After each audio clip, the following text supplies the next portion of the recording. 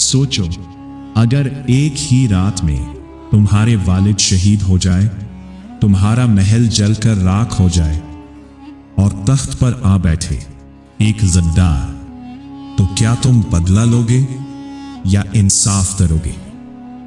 ये कहानी है सल्तनत ज़रका के आखिरी वारिस की।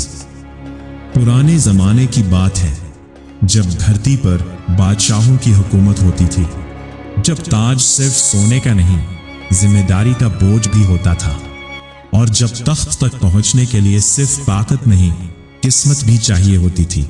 उस वक्त मशरिक की तरफ एक अजीमुशान सल्तनत हुआ करती थी, सल्तनत ज़रका। ये सल्तनत अपनी दौलत, अपनी फौज और अपने अदल की वजह से मशहूर थी।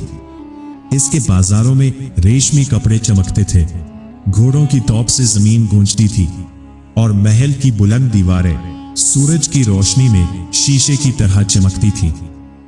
उस सल्तनत का बादशाह था बादशाह जलालुद्दीन हैदर। वो एक ताकतवर मगर इंसाफ पसंद हुक्मरान था।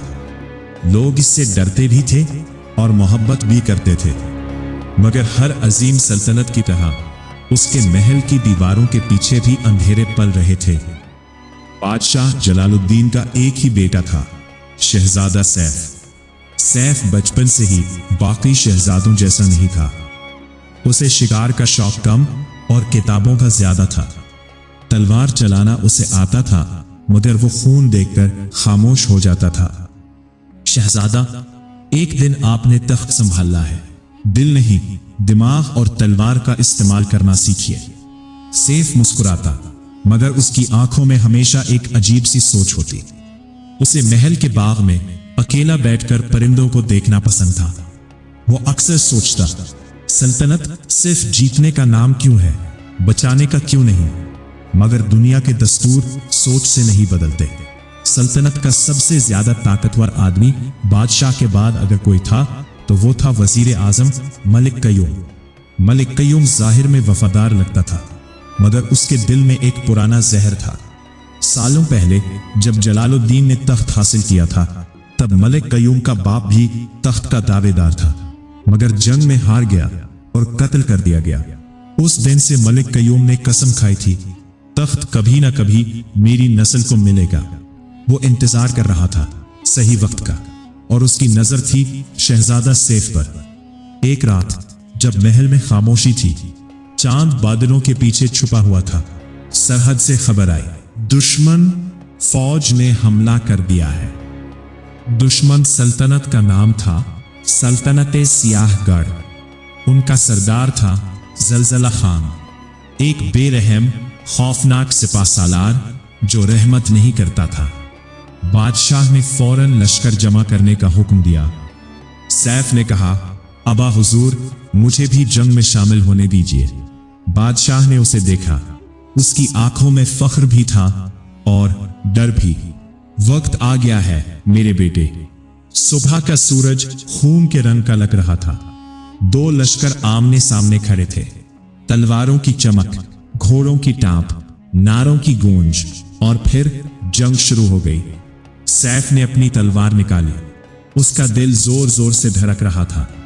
पहला वार उसकी तरफ आया, उसने बचकर जवाब दिया, मगर जब उसने अपनी तलवार किसी सिपाही के सीने में उतरती देखी तो उसका हाथ कांप गया।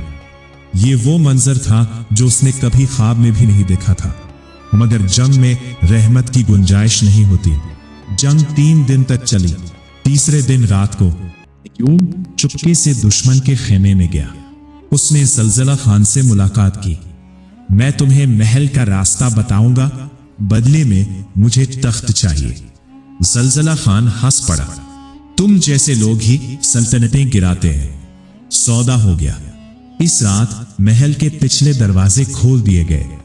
दुश्मन फौज अंधेरे में महल के अंदर घुस आई। आग लग गई, चीखे गूंज उठे। सैफ अपने कमरे से निकला तो हर तरफ अफरा तफरी थी।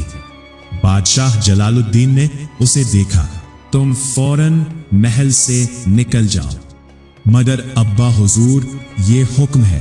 बादशाह ने अपनी अंगूठी उतारकर सैफ के हाथ में दी। ये निशान है असल वारिस का। जब तक ये तुम्हारे पास है सल्तनत जिंदा है। सैफ की आंखों में आंसू आ गए। उसने आखिरी बार अपने बाप को देखा और पिछले रास्ते से महल से निकल गया। जलालुद्दीन ने तलवार उठाई। जलजला खान सामने था। दोनों के दरमियान सख्त मुकाबला हुआ, मगर दुश्मन ज्यादा था। और फिर एक वार सीधा बादशाह के सीने में लगा। बादशाह जमीन पर गिर गया। जलजला खान ने ऐलान किया, सल्तनत ज़िरका खत्म हो चुकी। मगर वो नहीं जानता था असल वारिस जिंदा था। सैफ अंधेरी रात में जंगल की तरफ भाग रहा था। पीछे महल जल रहा था। वो रुक कर रोया, मगर फिर उसे अपने बाप की बात याद आई। तख्त सिर्फ बैठने के लिए नहीं होता, बचाने के लिए होता है। सैफ ने आंसू पोंछे, मैं वापस आऊंगा। उसने कसम खाई।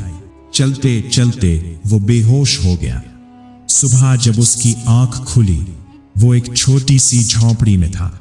सामने एक बुजुर्ग बैठे थे। सफेद दाढ़ी, तेज आंखें और चेहरे पर सुकून। तुम कौन हो? सैफ ने पूछा। बुजुर्ग मुस्कुराए, मैं वो हूं जो सल्तनतों के गिरने और उठने का तमाशा देख चुका है। सैफ हैरान रह गया। बुजुर्ग ने कहा, तुम बादशाह के बेटे हो, है ना? सैफ का दिल धड़क उठा। जी। बुजुर्ग ने गहरी सांस ली। तख्त वापस लेने के लिए सिर्फ तलवार नहीं, सब्र और हिकमत चाहिए। सैफ ने पूछा, आप मेरी मदद करेंगे? बुजुर्ग ने जवाब दिया, मैं तुम्हें सिर्फ रास्ता दिखा सकता हूं, चलना तुम्हें खुद पड़ेगा। और यहीं से शुरू होती है शहजादा सैफ की असल आजमाइश। तख्त छिन गया था, बाप शहीद हो चुका था, दुश्मन महल पर काबिज था, और एक नर्म दिल शहजादे को बदलकर असल बादशाह बनना था।